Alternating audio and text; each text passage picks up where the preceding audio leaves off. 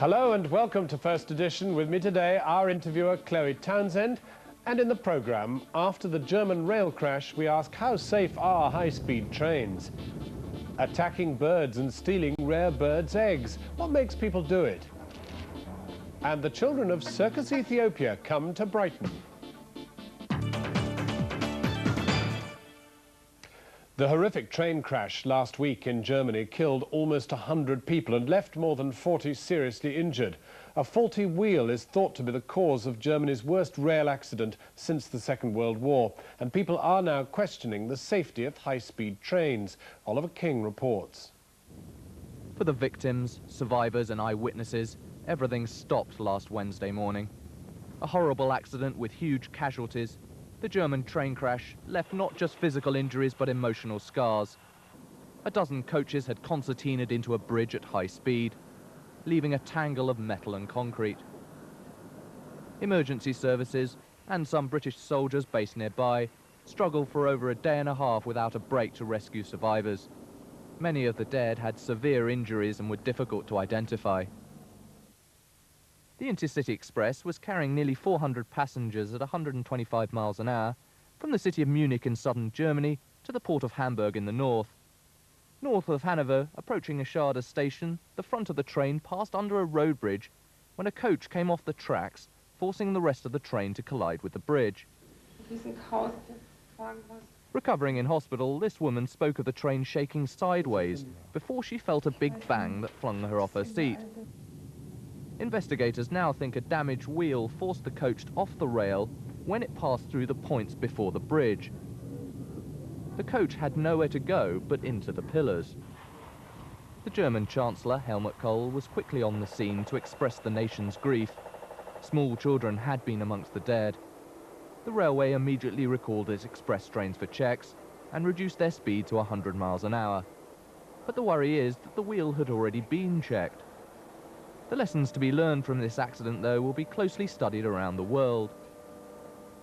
Japan's bullet trains run at a higher speed than the German Express.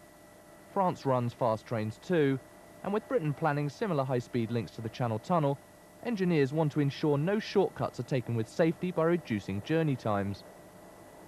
But how safe are these trains? Nothing's perfectly safe, but on the other hand, trains are just about as safe as you can get. You take a risk whatever you do, and certainly crossing the road behind me is going to be a lot more dangerous than travelling in a train. Accidents will happen though. Last September, an intercity packed with passengers ploughed into a freight train at Southall in West London. And 7 years ago, 35 died in Clapham as a result of faulty signals. However remote the chance of crashing, some, like the victims' families in Germany, must just wish their loved ones had caught another train. Oliver King for First Edition. Well, now with us in the studio is Bill Bradshaw, professor at Oxford University and himself a former British Rail manager. Chloe. Is it possible for a crash on the scale of the German one to happen in this country?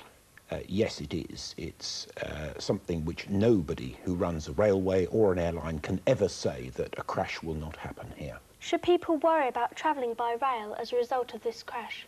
No, people shouldn't worry about travelling by rail. For example, 96 people, I think, were killed in Germany in this train crash. 9,600 people were killed on the roads in Germany last year. So the point about a rail crash is it all happens at once and it's very spectacular. But every day in Germany, lots more people are killed in road accidents. And is rail travel more environmentally friendly than other sources of transport?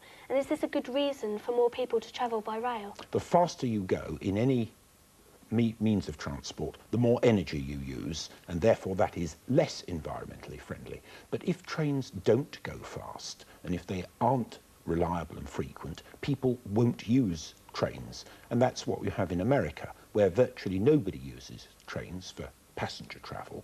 And then everybody uses cars, and that is less environmentally friendly. So the railway has to be attractive, and it has to try to be energy efficient. But Chloe, there is something in this particular crash which must worry the professor here, because he has the experience of the railways, and that is that something went wrong that could have been avoided. Yes, all metal components, again, whether they're in aeroplanes or trains, are subject to fatigue failures.